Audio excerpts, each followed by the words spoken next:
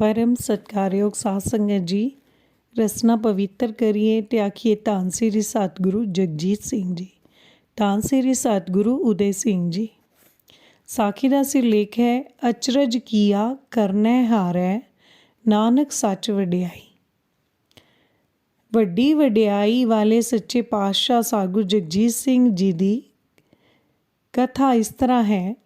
Canada रहने वाले परमजीत कौर जी सुपत्नी संत इंद्रजीत सिंह जी 2003 सन की वार्ता इस तरह दसते हैं कि वो श्री भैणी साहिब सच्चे पातशाह जी के दर्शन करने वास्ते आए, पर उन्होंने इत्थे पहुँचण तो एक हफ्ता पहला सच्चे पातशाह जी बेंगलौर चले गए सी। उन्होंने दर्शन ना हो सके। उन्होंने कैनेडा जान तो एक हफ्ता बाद सच्चे पातशाह जी वापस आए। बीबी जी दसदे हैं कि उदों उन्होंने 3 साल के बेटे के ਕੰਨ बहुत ही खराब सन। ਕੰਨਾਂ ਵਿੱਚੋਂ पस वगदी सी। ਕੰਨਾਂ ਦੀ ਮੋਰੀ ਇੰਨੀ छोटी रह गई हुई सी कि वो साफ नहीं सन हो सकते। बच्चे नूं बड़ी तकलीफ सी। कई डॉक्टरों कोलों इलाज करवाया पर कोई फर्क ही नहीं सी पै रहा। बीबी जी ने सच्चे पातशाह जी अगे अर्ज करनी सी पर हो नहीं सकी। कैनेडा पहुँच के बीबी जी ने सोचते रहना कि श्री भैणी साहिब जाके सच्चे पातशाह जी के दर्शन नहीं हो सके। 2-3 महीनों बाद उन्होंने सुपना आया कि किसी जगह ते अखंड पाठ का भोग पै के हटिया है। उन्होंने सच्चे पातशाह जी के दर्शन होए कि पातशाह जी किसी पासे उधर आ रहे हैं। उस थां ते सच्चे पातशाह जी वास्ते पातशाह जी के दर्शन होए कि पातशाह जी किसी पासियों उधर आ रहे हैं। उस थां ते सच्चे पातशाह जी वास्ते तैयार होया लंगर अते बहुत सारा फल वगैरह पया होया है। सच्चे पातशाह जी ने उत्थे पहुँचदियां ही अपने हस्त कमला विच खोआ फड़िया अते हत्थ नाल इशारा करके बीबी जी नूं अपने कोल बुलाया। जदों बीबी जी उत्थे पहुँचे तां सच्चे पातशाह जी ने उन्हां नूं हुक्म किया कि लै ए खोआ खा लै। बीबी जी ने अर्ज की कि यह आप जी वास्ते है, आप जी ही छको। पातशाह जी ने हुक्म किया कि नहीं, ये तू छक। इहो जिहा खोआ तू पहला कदी नहीं खादा होना। फिर बीबी जी ने वह खोआ लैके छक लिया। वो दसदे हैं कि वह खोआ इन्ना स्वाद सी कि अजे भी उसका स्वाद याद है। उस तो बाद फिर बीबी जी उत्थे ही आके बैठ गए जिथों उठ के गए सी अते अपने बेटे नूं गोदी विच लै लिया।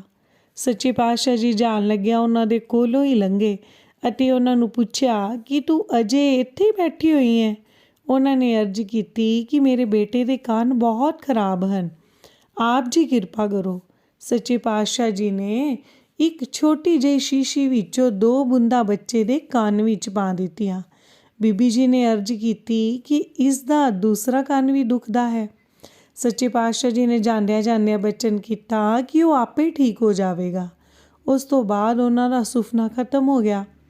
सवेरे उठन ते सच्चे पातशाह जी ने पता नहीं की किरपा की कि बीबी जी नूं बच्चे के कान बारे सारा कुछ भुल ही गया। वो दसदे हैं कि इस तरह होया जिस तरह एक जादूगर जादू करके सारा कुछ भुला दिंदा है। जिथे वो रोज़ ही बच्चे के कान साफ करके दवाई पाते सन, उन्होंने याद ही ना रहा। हफ्ते को बाद उन्होंने याद आया कि मैं ते बच्चे के कान साफ ही नहीं किते अते ना ही दवाई पाई है। पर वो वेख के हैरान रह गए कि कन्नां नूं ते कोई तकलीफ ही नहीं। कान बिल्कुल साफ अते नरम सन, जिस तरह नवें बच्चे दे हुंदे हन, नवें जम्मे बच्चे दे हुंदे हन।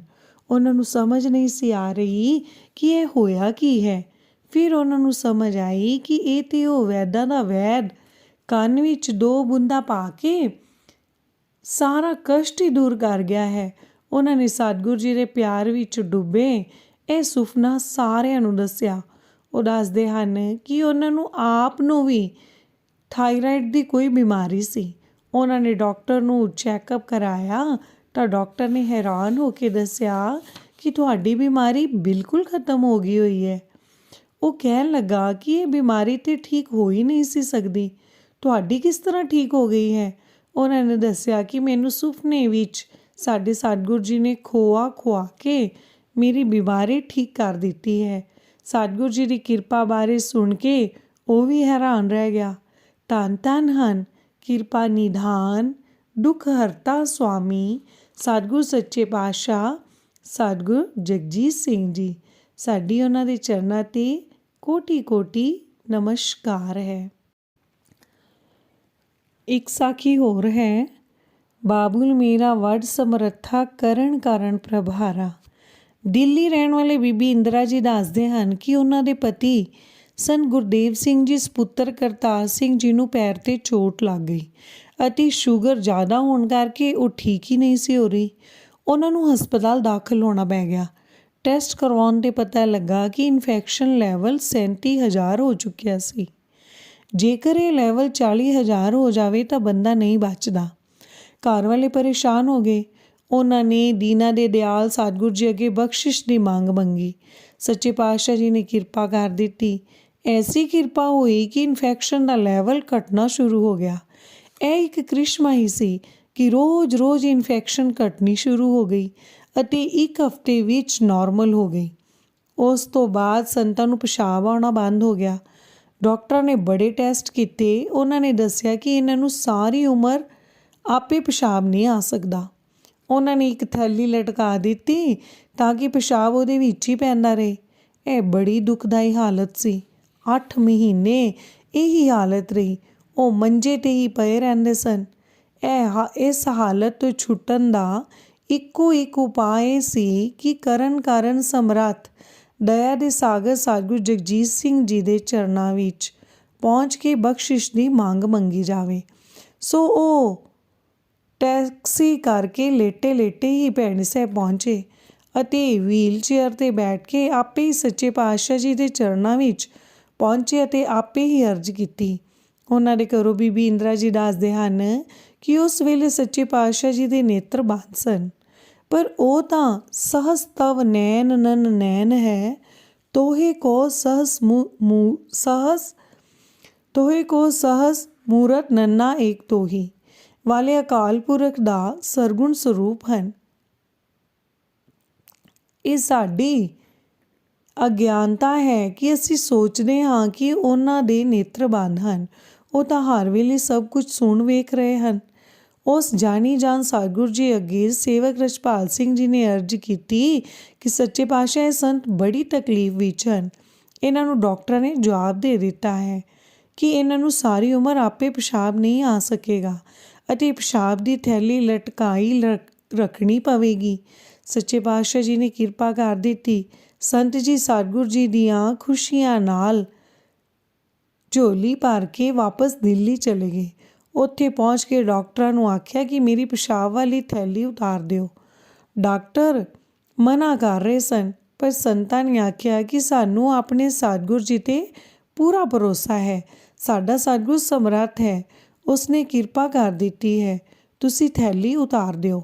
ਡਾਕਟਰ ਨੇ ਥੈਲੀ ਉਤਾਰ ਦਿੱਤੀ। ਉਸ ਤੋਂ ਬਾਅਦ ਡਾਕਟਰ ਇਹ ਵੇਖ ਕੇ ਹੈਰਾਨ ਹੋ ਗਏ ਕਿ ਸੰਤਾਂ ਨੂੰ ਆਪੇ ਹੀ ਪਿਸ਼ਾਬ ਆਉਣ ਲੱਗ ਪਿਆ ਹੈ।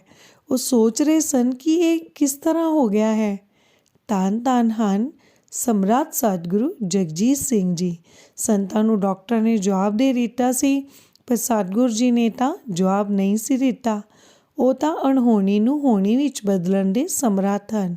ਆਓ ਅਸੀਂ ਉਹਨਾਂ ਦੇ ਚਰਨਾਂ 'ਤੇ ਨਿਮਰਤਾ ਅਤੇ ਸ਼ਰਧਾ ਸਹਿਤ ਨਮਸਕਾਰ ਕਰ ਲਈਏ। ਧੰਨ ਸ੍ਰੀ ਸਤਿਗੁਰੂ ਜਗਜੀਤ ਸਿੰਘ ਜੀ।